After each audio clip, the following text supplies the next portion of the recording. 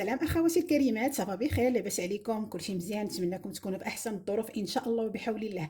اخواتي الكريمات، هاد العشيه هذه غنوجد ليا لاصوب، واحد لاصوب ديال العدس الحمر كيجي رائع. اخواتي كنتمنى انكم تجربوها، وكتعرفوا الوصفات ديال فصل الشتاء والخريف كتكون مع هاد النوع هذا. اخواتي الكريمات، هاد لاصوب هذه كتكون من العدس الحمر، بطاطا كبيره، واحد 3 ديال الخيزوات متوسطين، جوج بصيلات متوسطين اولا وحده كبيره، وثلاثه ديال الضروس ديال الثومه، والقزبر المعدنوس ولا الكرافس اللي عندكم.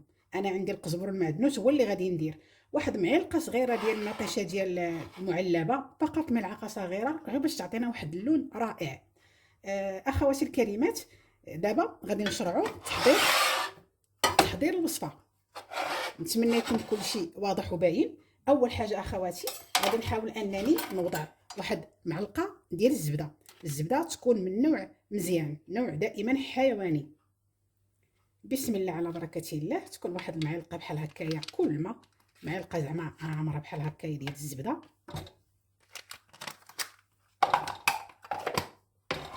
ودائما زيت الزيتون، غنوضعوا واحد شويه ديال زيت الزيتون بهذه الطريقه هذه كافي. وغنحاول اخواتي انني نقطع الخضره ديالنا.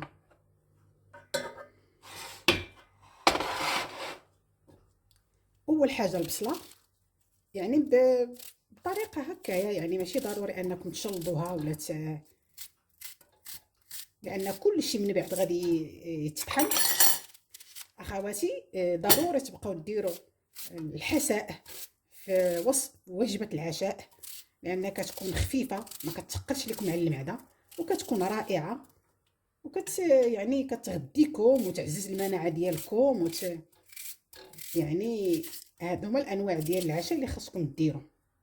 نقطعوا الجزر بهذه الطريقه هذه.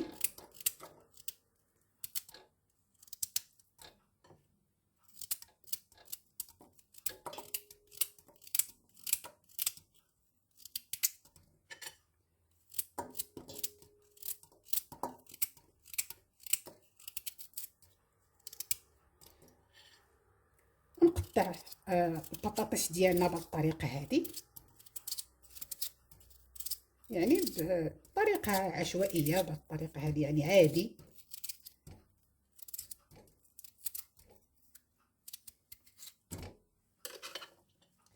اخواتي، هاد القزبر هذا غنوضعوه بهذا الشكل هذا،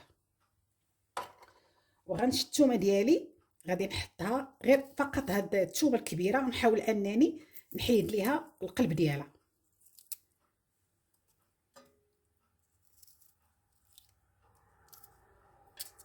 يعني هذا القلب هذا اللي هو اخضر، نحاول انني نحيده نتخلص منه. دابا اخواتي الكريمات، غنحاول انني نشحر هاد الخضر هذه وانا معكم. مشاهدي الكريم، ملي تشحرات معنا الخضره ديالنا بهذه الطريقه هذه،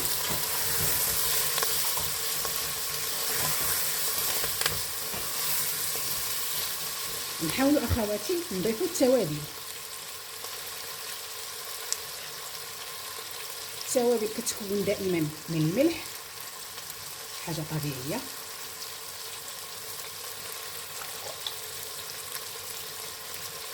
الخرقوم البلدي،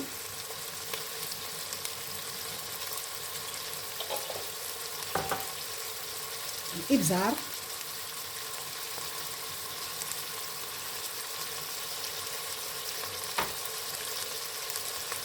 والجنجبيل او سكنجبيل.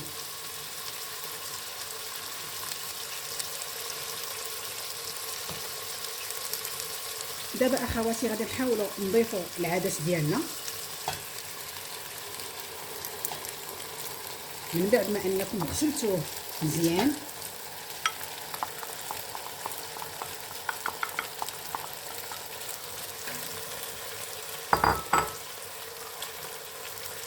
وغنضيف ملعقه صغيره ديال معجون الطماطم، فقط ملعقه صغيره.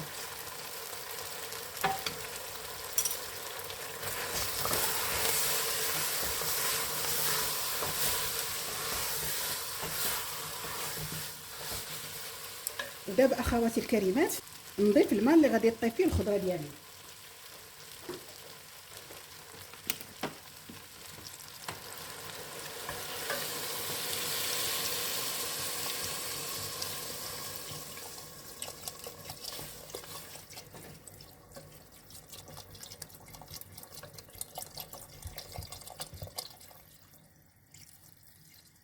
بهذا الشكل اخواتي.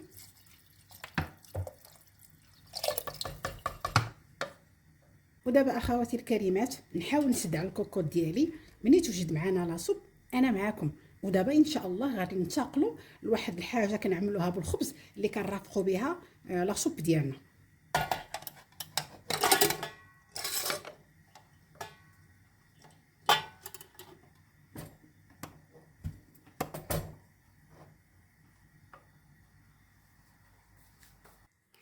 اخواتي الكريمات، الشيء اللي غادي نرافقوا به لاصوب ديالنا، او مثلا كنعطيوها واحد لمسه جمال كنزوقوا بها وكتنفع حتى هي باش تاكلها مع لاصوب. كناخذوا مثلا الخبز بهذه الطريقه هذه، كنقطعوه بهذا الشكل هذا ونضيفوه في المقله ديالنا. يعني وصفه سهله. حاولوا انكم اخواتي الكريمات تبقاو ديروها ملي تبغيو ديروا لي سوب، كتعطيها واحد اللمسه رائعه، بحيث كيكون كروكون، كيكون مقرمش.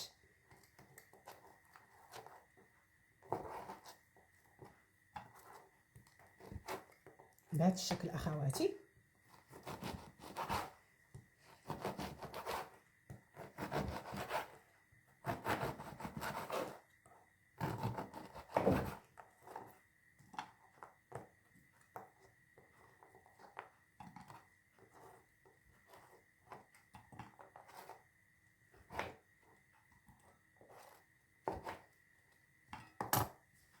كيجي بهذا الشكل هذا.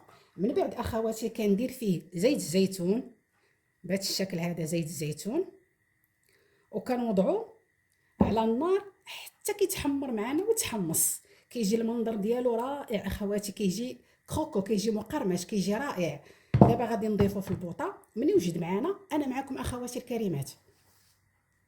اخواتي الكريمات، من طابت لينا لاصوب دابا غادي نحاولوا اننا نطحنوها.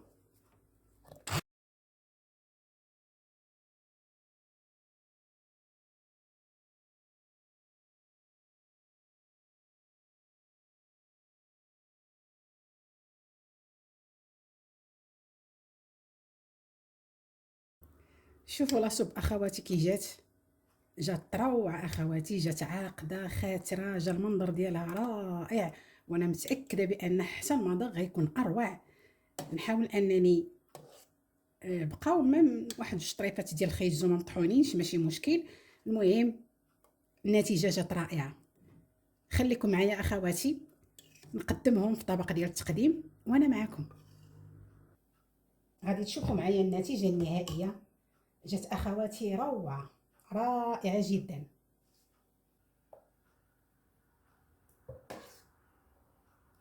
جات الرائحه ديالها اخواتي يا سلام، والله الرائحه روعه.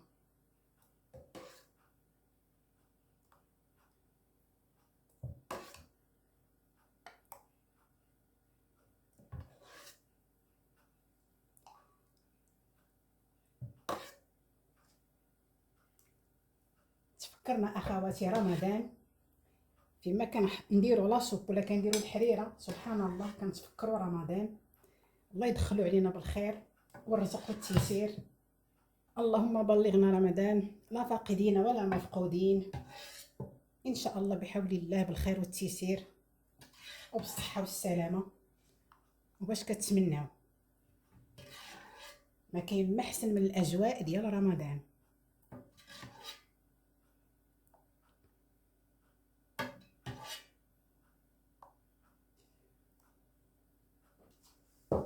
اما بالنسبه للخبز اللي حمصنا جا على هذا الشكل هذا. انا نوريكم الطريقه كيفاش كنقدموه. كنحاولوا اننا ناخذ بعض القطع ونوضعوها على لاصوب ديالنا بهذا الشكل هذا. كيجي اخواتي روعه، المنظر ديالو كيجي رائع.